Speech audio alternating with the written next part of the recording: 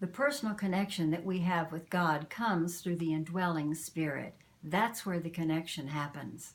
And Paul tells us it's our responsibility to be filled with the Spirit.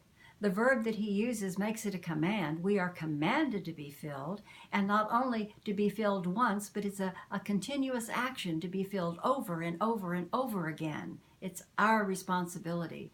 And that's the only way that we can have the fullness of that connection with God. Paul tells us we should fan into flame the gift of the Spirit. And he tells us to neither grieve nor quench the Spirit, because that limits what he wants to do and to be through our lives. There's an example of that in Acts. The 12 disciples had called all the believers into a room and told them to pick out 7 among them who were Spirit-filled. Now, I imagine in a room like that, they would look around at each other and they could tell. You and I can tell. You can look in the mirror and tell, are you living a Spirit-filled life?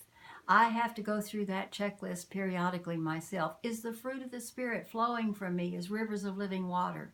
Do I have the clear sense I'm being led by the Spirit, taught by the Spirit, keeping in step with the Spirit?